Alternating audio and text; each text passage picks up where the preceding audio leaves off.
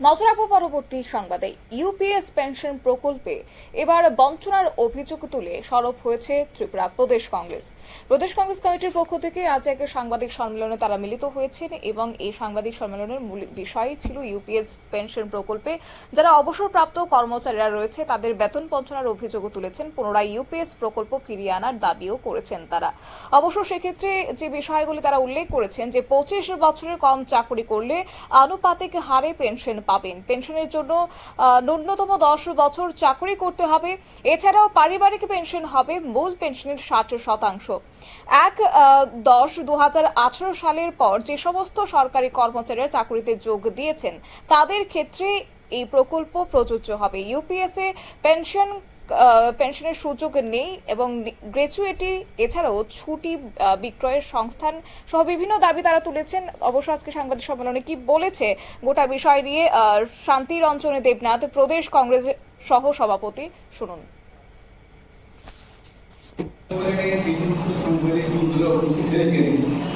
আমি প্রথমেই আপনাদের স্বাগত জানাচ্ছি। আজকে আমরা দুটো গুরুত্বপূর্ণ বিষয়ে আলোচনা করব। একটি হচ্ছে রাজ্যের ব্যাপক সংখ্যার যে অনিয়মিত কর্মচারীরা রয়েছেন তাদের নিয়মিতকরণ প্রসঙ্গে, আরেকটি হচ্ছে কেন্দ্রীয় সরকারের নতুন একটি পেনশন প্রকল্প চালু করেছেন এবং আমাদের রাজ্যেও সেটা 1/4/2025 থেকে কার্যকরী হবে।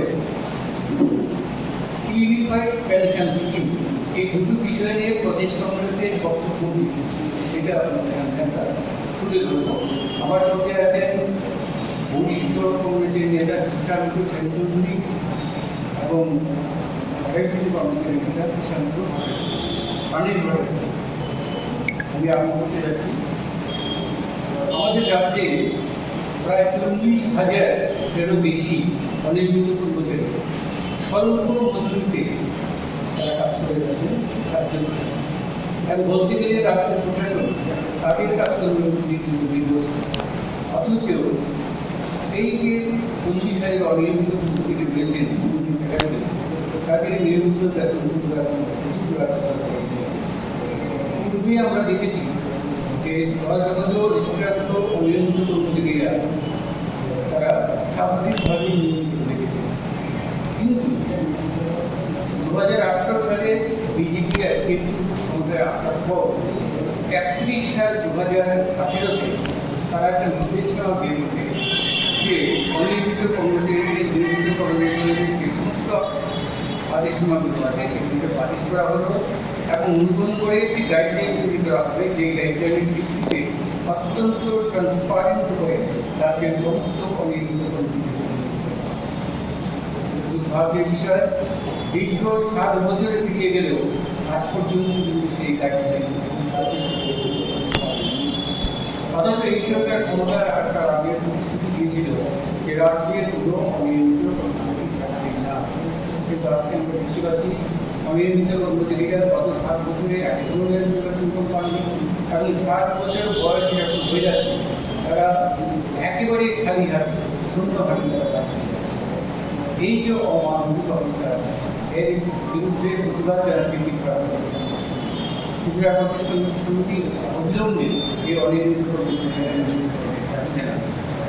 নিয়মিতকরণের দাবি জানাচ্ছে এবং সেই সঙ্গে অনিয়মিত কর্মচারীদের একটি মঞ্চ তৈরি হয়েছে। সেই মঞ্চ আগামী 4 জুলাই বিধানসভা অভিযানে ডাক দিয়েছে। ত্রিপুরা প্রদেশ কংগ্রেস এই অভিযানের পূর্ণ সমর্থন দেখা। আমাদের দ্বিতীয় বিষয়টি হল ইউনিফাইড পেনশন স্কিম।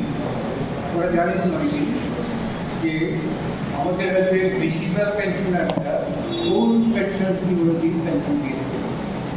2004 সালে যখন মাননীয় ইউনিভার্সিটি প্রধানমন্ত্রী ছিলেন তখন একটা নতুন পেনশন স্কিম চালু হয়েছিল, তার নাম হলো জাতীয় পেনশন প্রকল্প, সংক্ষেপে থেকে বলা হয় এনপিএস। এনপিএস এ সাধারণত একজন কর্মচারী যখন চাকরিতে যোগ দেবেন সেই দিন থেকে তার বেতন থেকে 10% থেকে দেওয়া হবে এবং সেটা পেনশন ভাবে জমা হবে। এবং রাজ্য সরকার বা কেন্দ্রীয় সরকার তারা 14% জমা করবেন এই পেনশন ফান্ড। এবং এই পেনশন ফান্ড যে জমাকৃত অর্থ আপনারা শুনলেন কংগ্রেসের সভাপতি শান্তিরঞ্জন দেবনাথের বক্তব্য এবং তারা আজকের এই সাংবাদিক সম্মেলন থেকে বর্তমান রাজ্য সরকার এবং কেন্দ্রীয় সরকারকে অভিযোগের কাঠগড়ায় দাঁড় করিয়েছেন এবং কংগ্রেসের দাবি যে আবারও ইউপিএস ফিরিয়ে আনা হোক এবং সেই সঙ্গে কংগ্রেস অবসরপ্রাপ্ত বরিষ্ঠ নাগরিকদের সামাজিক সুরক্ষা দিতে দৃঢ় প্রতিজ্ঞাবদ্ধ। এছাড়াও সাংবাদিক সম্মেলন থেকে আগামী 4 জুলাই বিধানসভা অভিযানের ডাক দিয়েছে কংগ্রেসের অনিয়মিত কর্মচারী মঞ্চ এবং যে দাবিগুলি তারা তুলেছে সেই দাবিগুলির সার্থকতা তুলে ধরার জন্য আহ্বান জানিয়েছেন ত্রিপুরা প্রদেশ কংগ্রেস কমিটির সহসভাপতি। নিয়ে নিচ্ছি ছোট্ট একটি বিজ্ঞাপন বিরতির সঙ্গে থাকুন।